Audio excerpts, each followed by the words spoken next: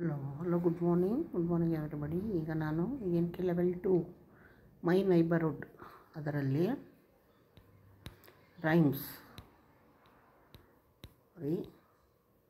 Next ಈಗ ರೈಮ್ಸ್ನ how to do steps ಯಾವುದು ರೈಮು ಅನ್ನೋದು ಹೇಳ್ತಾ ಇದ್ದೀನಿ. So this is the rhyme. Did my homework just now. Thank you teacher, check my homework just now. Have a fever just now. Thank you doctor, give me medicine just now.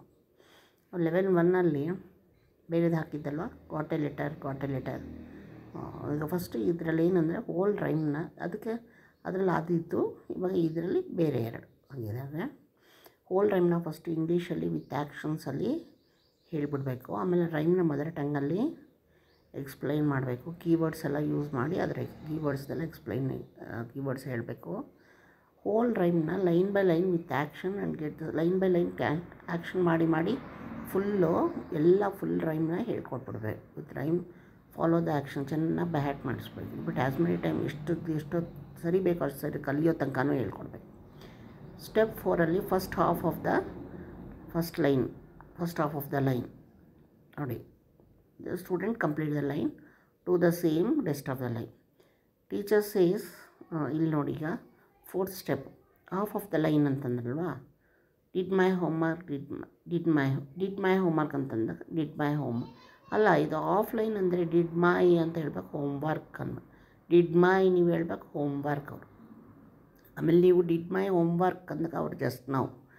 Thank you ಅಂದಾಗ ಅವರು just teacher, ನೀವು thank you ಅಂದಾಗ ಅವರು teacher.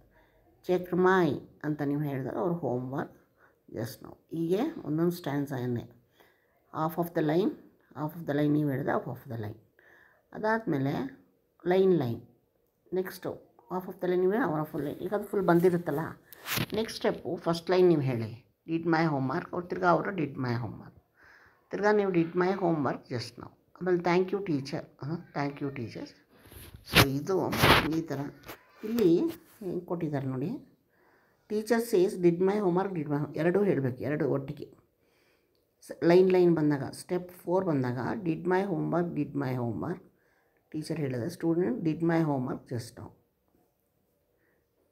ಅದೇ ಥರ thank you teacher ಅಂದಾಗ check my homework just ನಾವು. Next have a fever just ನಾವು.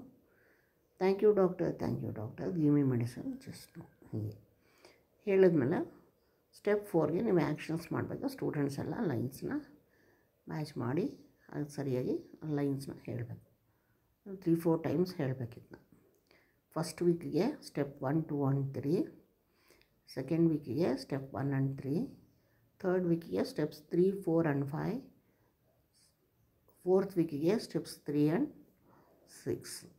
ಇಷ್ಟು ಮೈ ನೈಬರ್ಹುಡ್ ಕಾರ್ಡ್ ನಂಬರ್ 17ಗೆ ಸಂಬಂಧಪಟ್ಟಿದ್ದು. ಓಕೆ, ಲೈಕ್ ಮಾಡಿ, ಶೇರ್ ಮಾಡಿ, ಸಬ್ಸ್ಕ್ರೈಬ್ ಮಾಡಿ. Thank you.